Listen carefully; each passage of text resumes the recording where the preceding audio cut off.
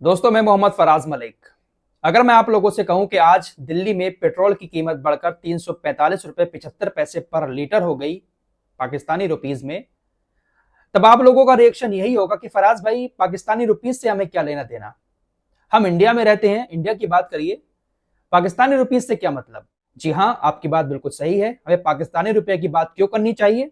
हम अपने देश में रहते हैं, हमें अपने देश भारत की बात करनी चाहिए। लेकिन क्या करूं, कभी कभी मेरे ऊपर भी गोदी मीडिया का असर चढ़ जाता है। जिस तरह से गोदी मीडिया बिना लॉजिक की बात करता है, हर वक्त पाकिस्तान पाकिस्तान चिल्लाता रहता है, आज मैं भी थोड़ा सा पाकिस्तान पाकिस्तान कर लेता हूं। सच बता रहा हूं, ये गोदी मीडिया हिंदू मुसलमान इंडिया पाकिस्तान करना छोड़ देना तो इनको अपनी औकात का पता चल जाएगा। पाकिस्तान की सरकार ने पेट्रोल की कीमत 26 रुपए बढ़ा दी और डीजल की कीमत में 17 रुपए 34 पैसे की बढ़ोतरी की गई है। और यह खबर हमारे देश की गोदी मीडिया की टॉप हेडलाइन है। कितना बेवकूफ बना रहे हैं ये हमारे देश की जनता को पाकिस्तान के नाम पर। पाकिस्तान में ये हो गया, पाकिस्तान में वो हो गया। अरे क्या लेना देना हमें उस पाकिस्तान से? पाकिस्तान में भुखमरी आए, पाकिस्तान में पेट्रोल डीजल 1000 रुपए लीटर हो जाए, हमें उससे क्या लेना देना? कि हम इतने गिर चुके हैं कि अपने इस महान देश का कंपैरिजन एक छोटे से आतंकी देश पाकिस्तान से करेंगे? अरे अपने देश को अगर कंपेयर करना है तो अमेरिका जैसे देशों से करो, जापान से करो, चीन से करो। मुकाबला तो हमारा इन देशों से है, पाकिस्तान से क्या मुकाबला? लेकिन ये लोग पाकिस्तान के नाम पर, पाकिस्तान की खबरों के नाम पर अपने देश के असली मुद्दों को दबा देते हैं और देश की जनता को पूरी तरह से मूर्ख बना रहे हैं। वैसे मैं कभी ऐसी बातों को नहीं करता जिसमें लॉजिक ना हो, लेकिन कभी कभी इन लोगों को काउंटर करने के लिए बिना लॉजिक की बातें करना पड़ जाती हैं। अब देखिए, पाकिस्तान की सरकार ने 26 रुपए बढ़ाए तो पाकिस्तान के अंदर पेट्रोल की कीमत जो है वो 331 रुपए 38 पैसे हो गई।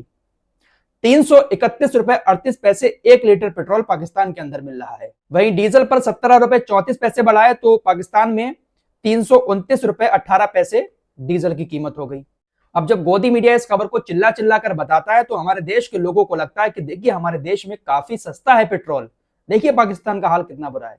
लेकिन ऐसे लोगों को यह भी बताना चाहिए कि हमारे देश के 1 रुपए की कीमत पाकिस्तान में कितनी है।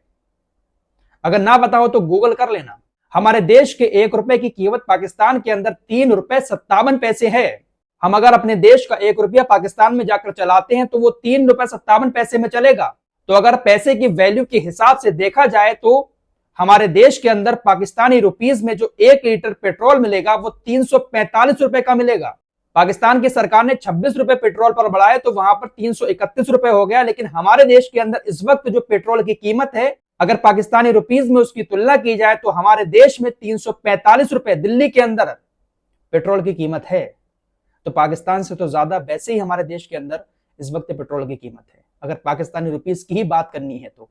जिन लोगों को अभी भी मेरी बात ठीक से समझ में ना आई, वो 96 रुपए 72 पैसे को 3 रुपए 57 पैसे से गुणा कर लेना, आपके सामने आ जाएगा कि कितने पाकिस्तानी रुपीज में 1 लीटर तेल हमारे देश के अंदर मिल रहा है, दिल्ली के अंदर। तो गोदी मीडिया का ये जो बाइकआउट किया गया है विपक्ष की तरफ से 14 न्यूज एंकरों का, जिसके बाद ये लोग काफी ज्यादा सोशल मीडिया के जरिए और अपने न्यूज शो में विपक्ष के ऊपर निशाना साध रहे हैं कि देखिए इमरजेंसी लगा दी है। बिल्कुल, पत्रकार हम सवाल करते थे विपक्ष से, इसलिए इन्होंने हमारे ऊपर प्रतिबंध लगा दिया। जिसके बाद विपक्ष इनसे कह रहा है कि हम तो विपक्ष में हैं, सवाल हमसे करते हो, कभी तुम लोगों ने मौजूदा सरकार से भी सवाल किया है? हमने तुम्हारे ऊपर बैन इसलिए नहीं लगाया कि तुम हमसे सवाल करते हो, हमने तुम्हारे ऊपर बैन इसलिए लगाया कि तुम सरकार से सवाल ही नहीं करते हो। सारे सवाल विपक्ष से किए जाते हैं, जैसे विपक्ष देश को चला रहा हो। विपक्ष ये आरोप लगा रहा है, लेकिन गोदी मीडिया वाले कह रहे हैं कि भैया देखिए ये बहुत गलत करा है और अब भारत में आपातकाल जैसी स्थिति बना दी है और डर गया है विपक्ष हमारे सवालों से, ये है वो है। विपक्ष कह रहा है हिम्मत है तो प्रधानमंत्री मोदी जी से कभी प्रेस कॉन्फ्रेंस करके दिखाओ, सवाल पूछ कर दिखाओ। लेकिन नहीं पूछता है मीडिया। अब ये बहिष्कार वाली बात को लेकर सोशल मीडिया पर चल रहा है कि संदीप चौधरी, इनको आप जानते होंगे, पहले न्यूज 24 में थे, अब ये एपीपी न्यूज में जाकर शो कर रहे हैं। लेकिन इनके जो तेवर थे न्यूज 24 में, जिस तरह से ये असली मुद्दों पर बात करते थे, ऐसे ही एबीपी न्यूज में भी बात कर रहे हैं। एबीपी न्यूज में बीजेपी के नेता भी जाते थे, कांग्रेस के भी नेता, सभी लोग जाते थे।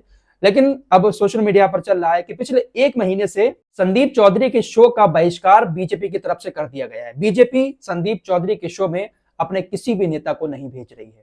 तो विपक्ष कह रहा है कि बीजेपी ने तो पहले से ही संदीप चौधरी के शो का बहिष्कार कर रखा है और हमने कर दिया तो इसको आपातकाल बता रहा है, और इतना ज्यादा सब लोग फड़फड़ा रहे हैं। फिलहाल इस बॉयकॉट वाली लिस्ट में अमन चोपड़ा का भी नाम है, जी न्यूज पर यह आता है।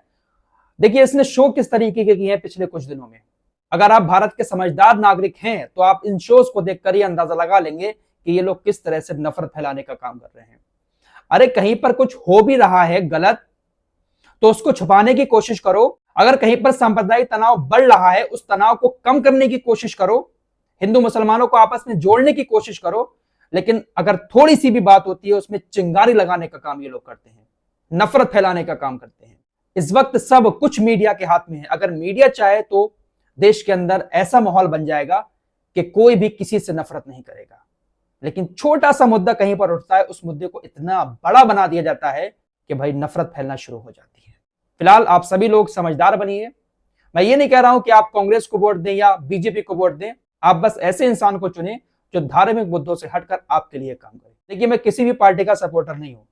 जब वोट देने का वक्त आता है, जहां मेरा मन चाहता है मैं वोट दे देता हूं। ना मैं बीजेपी वाला मीडिया हूं, ना मैं कांग्रेस वाला मीडिया हूं। फिलहाल इस रिपोर्ट में इतना ही। मिलते हैं एक और नई वीडियो के साथ, तब तक के लिए अपना ख्याल रखिए।